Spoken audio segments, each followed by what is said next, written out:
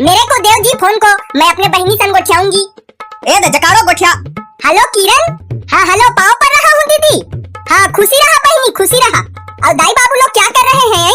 उन लोग तो शादी गए हैं दीदी। वो खीरबई वाली मौसी है ना, उसकी बुआ के लड़की के, उसके भतीजा के, फूफू सास के, ओकर मौसा के, ओकर बेटी के, ओकर भतीजिन के शादी है, तो उनके गए हैं। अब तीर के शादी है तो जाना तो पड़ता है दीदी।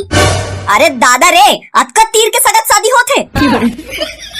उस दिन मैं भी अपने फूफू सास के, मामा ससुर के बेटी के, ओकर भतीजिन के बिहाव में गई थी बहनी। निच्चट लुगरा को दिए हैं या उसको पहनते घरों नहीं बनेगा दई। हाँ दीदी, अब बार बिहाव में उसने लुगरा को तो देते हैं जिसको पहनते तक नहीं बनता दई।